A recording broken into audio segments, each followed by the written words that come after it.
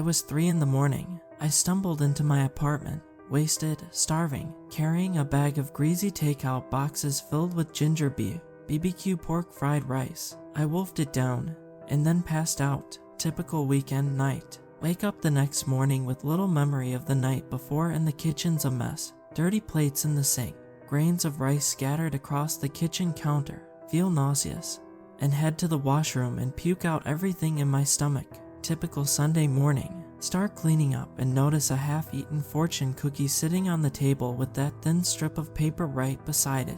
I walk over, eat the other half of the cookie, and prepare to throw the paper out. But before I do that, I decide to give it a read. The people in the basement remember you. I almost laughed at first, because it seemed like something that I would do. Some cheeky young hire at the fortune cookie company slipping in a few creepy messages. As a joke, I could appreciate it. It was funny enough. Then I turned it around, and in place of the usual row of lucky numbers was what appeared to be an address. Now this was strange. The first thing I thought was that maybe it was the address for the factory the cookie was produced in.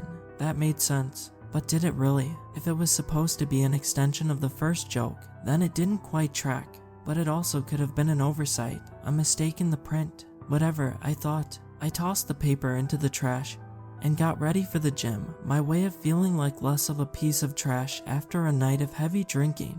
Predictably, it wasn't the best workout, but that wasn't entirely due to the hangover. I couldn't seem to stop thinking about the address. It hadn't quite registered the first time I'd read it, but as I thought about it on the treadmill, I was pretty sure that I knew it from somewhere. It was familiar. Finish with free weights, take a shower, and then sit in a coffee shop with a sandwich and an espresso. And I'm still thinking about where I'd seen it before. After getting home, I tried to resist the urge to fish the fortune out of the trash. I asked myself what the point was. Even if I did recognize it from somewhere, how was the effort worth it? In retrospect, that was more of a cope. The source of my apprehension had been deeper than that, though it was something I couldn't quite understand.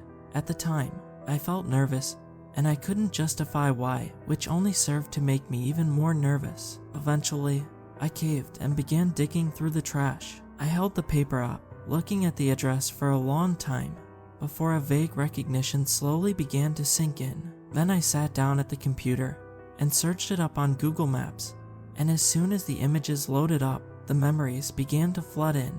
The street I grew up on, the woods behind the cul-de-sac, the house that sat right across from ours. I stared at the screen until it started not to feel real. Then I rechecked the address 4 or 5 times, but there was no mistaking it. That was it, one of the houses I grew up next to. Immediately, I tried to rationalize it. What if somebody who's associated with the company lives there? Maybe something got mixed up, and his data ended up in a fortune cookie. No, I thought, that couldn't be right, because that house had burned down years ago.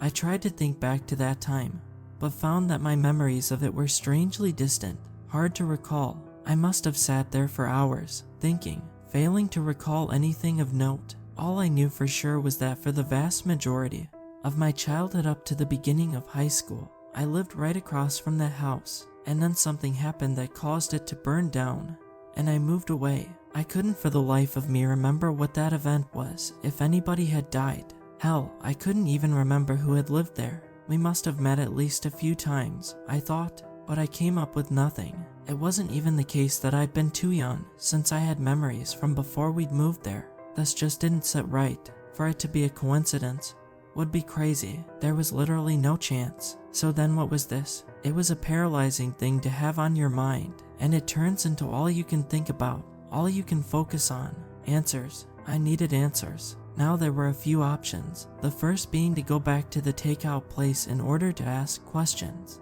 Problem was, I'd pretty much blacked out that night, and had only the haziest recollection of even ordering. The other option was obvious enough. I had the address, after all. It wasn't too far away, maybe a 45-minute drive out of the city. As far as safety, I couldn't imagine there being an issue. It was a suburban community, and it wasn't like I was planning on breaking into the place or anything, so I settled on it and made the drive over the next morning, and the house was exactly like I had thought. Completely burnt down, a blackened shell of a place. I thought seeing it in person might cause the memories to flood back in, but that didn't happen. I sat there in my car for 10, maybe 15 minutes, and at no point did I ever see anybody else outside, so I decided to go in. I know that I said I wasn't planning to, but there was no way I was just going to leave it like that. There was no police tape, no signs telling me to stay out, and if there was anybody squatting, I'd just leave the way I came. So I walk into the house, and immediately my senses are assailed by dust and the smell of old, burnt wood. It's darker than I had expected, and I use the flashlight on my phone to navigate, look around the living room, and then I remember the fortune, the supposed people in the basement. The hairs on the back of my neck stick up. I stop, listen carefully, nothing but a light breeze outside, and this gives me enough confidence to approach the basement door. It's closed, and the area around it seems to have taken less damage than the rest of the place. It almost looked untouched. Reach out and grab the knob and push open the door. A wall of gloom. Shine the light down and it becomes smothered after the first few steps. Stand there for a while, listening to nothing but my own breaths, and then I hear something else, something faint, maybe a footstep, but I can't be sure of it. Then I hear it again, and then again as it gets closer. Definitely a footstep, probably a squatter, I think.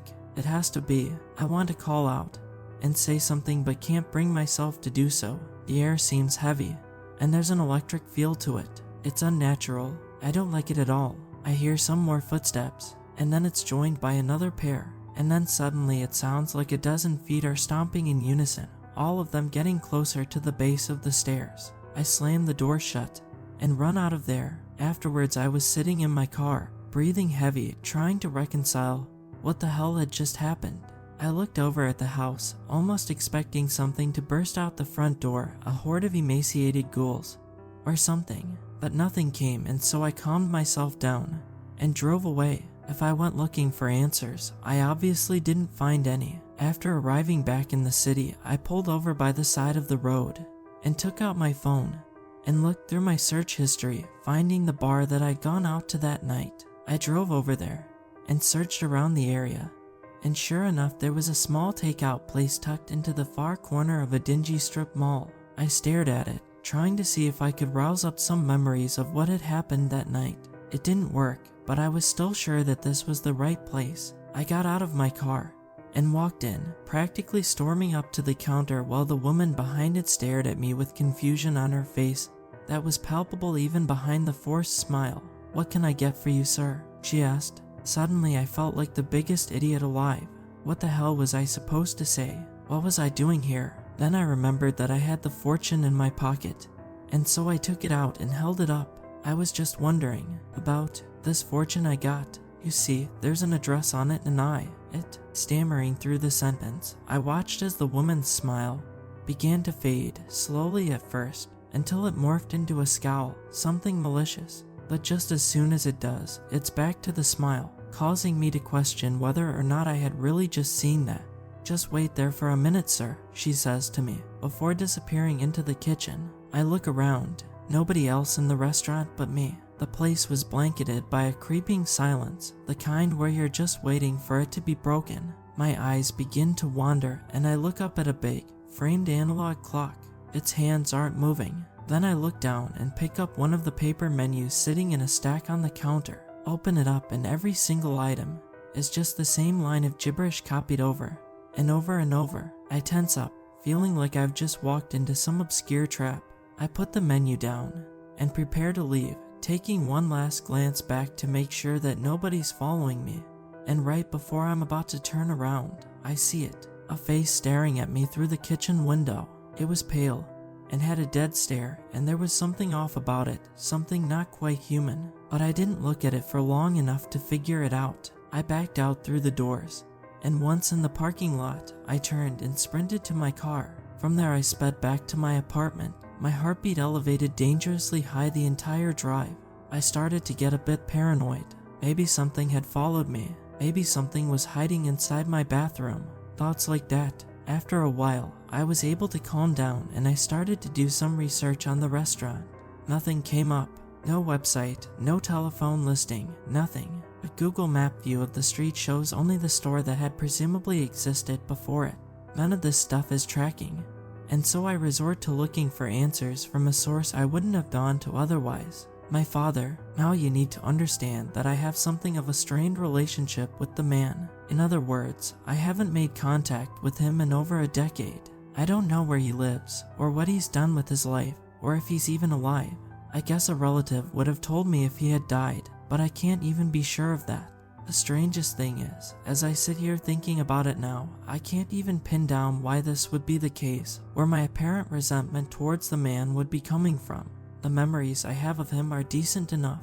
I can't recall him ever beating or screaming at me, nothing like that. The more that I think about it, the more I get the feeling that it all has something to do with that house. But I still had his number, and so I decided to give him a call just to ask some questions. I was almost certain that he would have changed it by now, but he ended up answering. Of course, the call started out awkward. I was stumbling over my words, trying to find the right things to say, which was something that seemed next to impossible. Despite this, he sounded strangely calm about the whole thing, almost as if he'd been expecting the call. I went ahead and told him everything that happened. The fortune cookie, the house, the footsteps in the basement, all of it.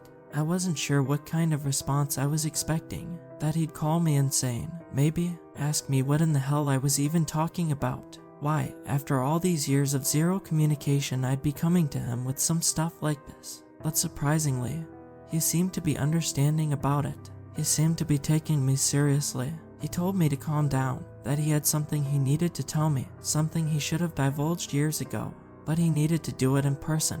He told me that he was living in a town a few hours away, that he'd drive over and meet me at 3 p.m. tomorrow. I asked him where. His response, the house. I asked him why it had to be there, if we could meet anywhere else. For obvious reasons, I had reservations about going back to the place. All he said was that I shouldn't worry, that he'd explain everything once we were there. The conversation certainly left a lot to be desired, but I've decided to go anyway. I'll sleep on it first, though maybe I'll change my mind in the morning. But I don't think I'll be satisfied until I get some answers. So I decided to go. I realized that the more time I spent thinking about it, the closer I get to talking myself out of it.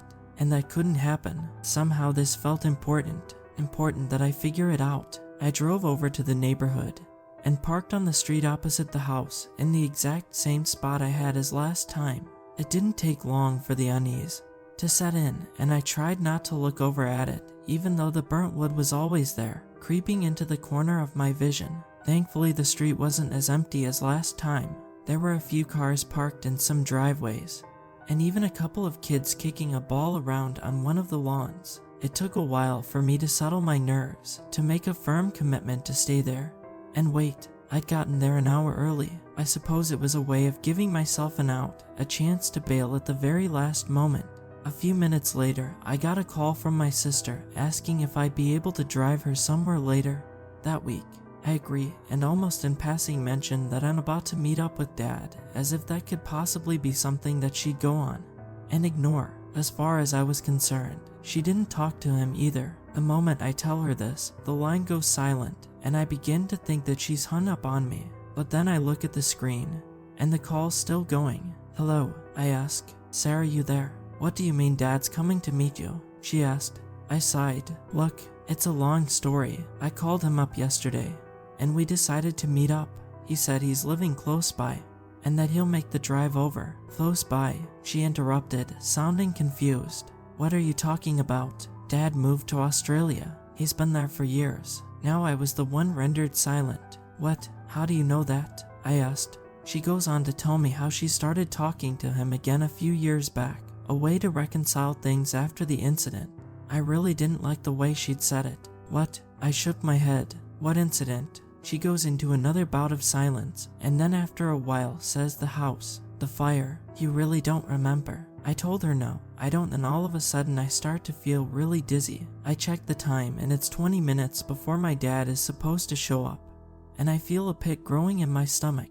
I start to look around, and I end up focusing in on the two kids playing in the yard. At first I wasn't sure why it was so unsettling, but after a while, I realized that it was in their movements. Too emotionless, too mechanical, almost like they were trying to pretend to be natural. They were literally just standing in place, kicking the ball in a straight line back and forth. No talking, No laughing, just blank stares. I suppose the sight of them had put me into a trance or something, because when I looked back at the clock, it was 3:01 p.m. I checked my phone. The line had been cut, and it looked like Sarah had tried calling me back a few times afterwards. My heart began to beat really fast, and I looked around, but there was nobody else that had arrived. I took this as a blessing and started my car and prepared to get the hell out of Dodge when I caught movement coming from the corner of my eye. Somebody had opened up the front door of the house from the inside. For a moment I sat stunned. I didn't want to look. I knew that I shouldn't, but of course I couldn't stop myself. Standing in the darkness of the doorway was something tall, something pale, and naked. It had skinny limbs and a box-like torso, but its head was too high up to see, blocked out by the door frame. It stood there for a long time while I tried to find it in me to move. "You need to leave," I kept repeating in my head. "You need to get the hell away." Yet I couldn't. I was basically paralyzed in place. Eventually the person, or whatever it was, moved. It hunched its head while its shoulders stayed in place, and the moment that I saw its hanging, grinning jaw, the mouth filled with long, black teeth, I snapped out of it and put my car into drive and sped away. After getting home later that day, I considered my options. Of course, I could just do nothing, forget it all, never go back to that house, or hell, even that town, never bring it up to anybody, just cut all ties with the situation as a whole. But somehow, that felt like the wrong move, just a subtle inkling that if I were to try and ignore it, things would become even worse, that something would go out of its way to pursue me. I needed to deal with it, but in order to do that, I first needed to understand what the hell this was. I've always had this suspicion that there were certain things that my mind had been repressing all these years, and that call with my sister had all but confirmed it. It made sense. The lapses in memory, the estranged relationship with my dad. I'd never bothered thinking about it before because life had served as a good enough distraction, and maybe that's exactly what I'd wanted, what I'd been hoping for. But now it was obvious that the past wasn't willing to let me go. I called my sister again and asked for Dad's number, his real number. As soon as he picked up the phone, I noticed the differences in his voice compared to whoever the hell I'd been talking to earlier. But the messed up part was that they still sounded somewhat similar, as if the fake had made a concerted effort to study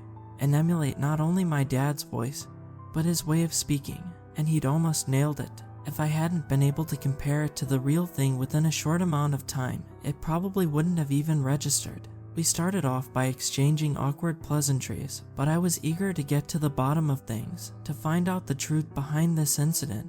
I'm sure I had forced myself to push it away for good reason, but once again, this had become something that needed to be dealt with. Once I brought it up, my dad went silent. After a while, he sighed. "You really don't remember?" I assured him that no, I did not. After hesitating for a few moments, he went ahead and laid it all out based on what he knew himself and what he had been told by the police after the fact. It happened when I was 14, 1 year before starting high school. Dad was working late at his office, so I'd been home alone at the time. Just as he's getting ready to leave, he gets a phone call from the police. The house across from ours had burned down, and when the firefighters had gone in to rescue anybody trapped inside, they had found me. And can you guess where? In the basement, completely passed out, and minutes away from being fully engulfed in the flames. There was nobody else in the house, just me. Of course, Dad rushed straight to the hospital, and when I came around several hours later, both him and the police were grilling me, asking why I'd gone into the house to begin with. According to him, my responses had been mostly incoherent, but from what little they could decipher, I'd gone in because I needed to get to the portal in the basement. As soon as he said this, my blood ran cold. I listened on. Apparently, the cops were suspicious of me, suspect number one, even though there was little supporting evidence of my involvement besides the fact that I was the only one in the house. Eventually, they dropped it, boiled it down to some freak accident. The young couple that owned the house were never found, and when they asked my dad and the other neighbors where they might be, nobody had a clue. In fact, once they thought about it, they realized that none of them had exchanged more than a few words with these people in any given interaction, and nobody knew what they did for a living. A few of them had even said that they'd only ever seen them leave their house late at night, and return early the next morning. The next thing he told me was the part that really freaked me the hell out. While I was still in the hospital, the firefighter that had first found me approached my dad and said that he knew for a fact that I couldn't have been the one that burned the place down. My dad asked him how he could be so sure, and this is what the guy told him. When he'd seen me in the basement, I wasn't actually alone. I'd been passed out, and that part was true, but standing at the end of the room were other people, maybe a dozen of them, all clustered together into a tight crowd. But they weren't right. They were too tall, too pale, their faces too long, their grinning mouths too wide. The most upsetting part was that they were all naked and standing perfectly still within the roaring flames. For a moment, Jake thought that they might have been lifelike statues. He hoped that they were. He called out to them, "Are you all right?" They didn't respond or move at all, so he felt safe enough to walk forward and grab me. But the moment he did, he could see all of their expressions change in unison. The smiles suddenly replaced by looks of sheer malice. He said it was the first and only time he'd ever seen pure evil in front of him. My dad explained. It was in their eyes, a complete lack of soul. Jake then lifted me up and started to carry me away. As the smoke began to get suffocating, he thought he saw one of them step forward. And that's when he lost his shit and bolted. I'm not sure I believe it, my dad continued, but I don't know what he'd gain from lying. I really don't. He went on to explain how for the next few days following the incident, I had been borderline catatonic, wouldn't speak, would barely eat. The only person that Jake had told that story to was my dad, and even throughout the entire ordeal, he kept it to himself, because who would believe it? Right before they began to seriously consider seeking out professional help, I snapped out of it, just like that. No memory of the incident, but strangely enough I had asked to be sent to live with my uncle all the way over in a different town. I didn't tell anybody why, but I had seemed dead set on it. I never talked to my dad after that. But in all fairness, he hadn't tried reaching out to me either. I wasn't sure what to say or think, so I told him goodbye and hung up. Tall, pale, blonde, hanging grins. The people in the basement remember you. The more I thought about it, the more I could begin to remember it. The voice luring me in, the stinging heat of the fire, the faces, the strange dancing, the chants, that purple void in the corner. I shook my head. Screw this, I thought. Whatever the hell this was, I wasn't about to be dragged back into it. I called the police and made an anonymous tip.